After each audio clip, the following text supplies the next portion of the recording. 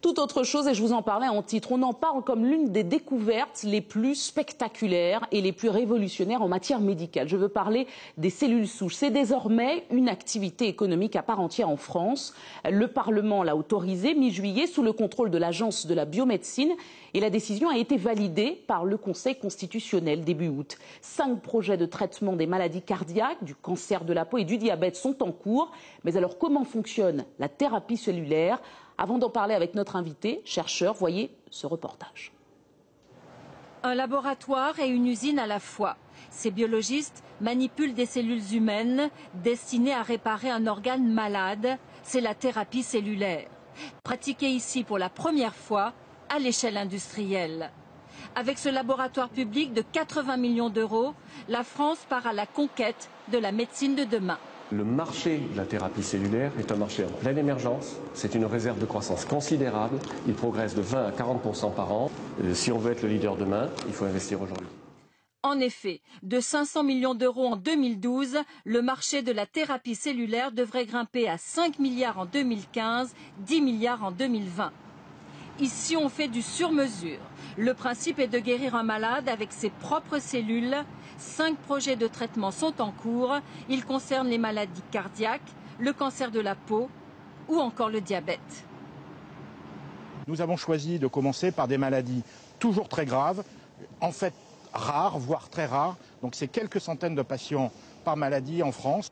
La thérapie cellulaire, Patrick Oxemery, 61 ans, est l'un des tout premiers à en avoir bénéficié. Il a servi de cobaye alors qu'il souffrait d'une insuffisance cardiaque sévère.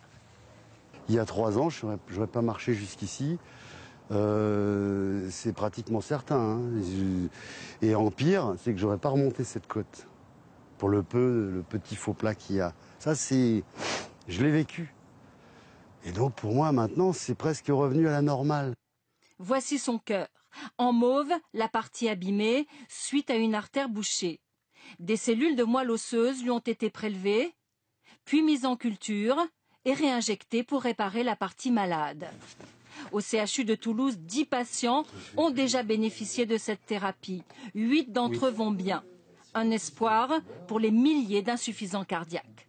Plus la population vieillit et plus il y aura d'insuffisants cardiaques, donc de patients fragiles et avec des techniques qui ne sont pas si lourdes que ça, bien moins lourdes que la transplantation comme on l'a dit, on peut espérer toucher une grande partie de la population. La thérapie cellulaire, un marché qui donne des idées. Certains laboratoires privés proposent déjà de conserver vos cellules, de les faire rajeunir et de les réutiliser un jour peut-être. Un pari qui coûte tout de même 47 000 € à celui qui croit en la jeunesse éternelle. Christian Drapeau, bonjour. Vous êtes chercheur, titulaire d'une maîtrise en neurophysiologie. Avec vous, nous allons tenter de démystifier ce qu'on a appelé les cellules souches, le plus spectaculaire progrès scientifique de notre époque. Est-ce que les cellules souches peuvent remplacer la greffe ? C'est un des domaines dans lequel on a le plus de développement aujourd'hui, c'est-à-dire de prendre des organes, cœur par exemple, vessie, des différents organes, de digérer tout ce qu'on a comme tissu autour de ces organes et de reconstituer votre propre organe à partir de vos propres cellules souches. Alors effectivement, il y a des promesses vraiment intéressantes pour pouvoir remplacer les greffes avec vos propres organes. Alors vous avez découvert une plante que l'on peut utiliser à travers aussi les cellules souches, c'est ça? C'est ça. Donc en parallèle à ce qui se disait dans le reportage, quand on fait des injections de cellules souches, ce qu'on fait en fait, c'est qu'on augmente le nombre de cellules souches disponibles pour réparer les tissus. Alors nous on a une approche un peu parallèle qu'on a découvert par hasard en étudiant des plantes, c'est qu'on utilise des plantes qui libèrent vos propres cellules souches de votre propre moelle osseuse. Donc on augmente le nombre de cellules souches disponibles pour réparer les tissus en utilisant vos propres cellules souches d'une façon naturelle, en fait de la façon dont le corps le fait naturellement. Alors est-ce que ça veut dire que ces injections de cellules souches pourraient guérir certaines pathologies lourdes, par exemple ? Ah, tout à fait. Il faut voir qu'il y a énormément de développement qui s'est fait dans le domaine au cours des 10 dernières années et différentes controverses sur les cellules souches embryonnaires. On peut porter ombrage à tout ça, mais il y a plusieurs équipes dans le monde qui utilisent déjà les cellules souches adultes depuis plusieurs années avec des résultats intéressants en termes de infarctus du myocarde, cardiomyopathie générale, diabète, différents problèmes. Mais vous, personnellement, au cours de votre étude, vous avez fait des découvertes majeures et révolutionnaires peut-être ?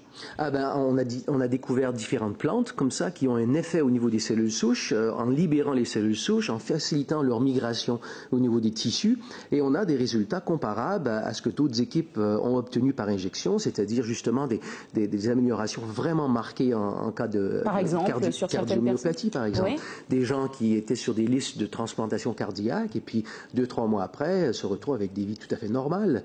Mais alors pourquoi la pharmacopée française a pris autant de temps pour permettre justement une activité économique réelle, comme on l'a dit au mois d'août? Pourquoi autant de temps si c'est vraiment vérifié? Oui, c'est une question qui est assez complexe parce qu'il y a différents éléments. Premièrement, c'est une explosion dans le monde de la médecine. Je pense qu'on n'a jamais vu quelque chose de pareil. La littérature scientifique est tellement prolifique dans ce domaine de recherche que personne n'est vraiment au courant de tout ce qui se fait. Donc plusieurs laboratoires à travers le monde ont développé leur propre protocole et d'autres laboratoires ne sont pas au courant. Donc il y a eu une espèce de confusion, si je peux dire, scientifique. Donc c'est un des éléments. Autre élément, c'est une approche qui n'est pas, je dirais, guidée par le diagnostic.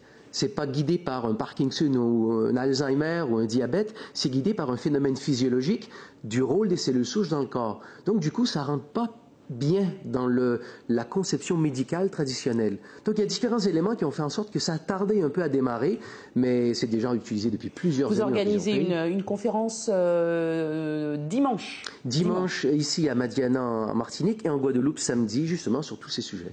Merci beaucoup. Merci Christian Drapeau. Je rappelle que vous êtes chercheur et titulaire d'une maîtrise en neurophysiologie. Vous nous avez parlé des cellules souches. Merci beaucoup. C'est moi qui vous remercie.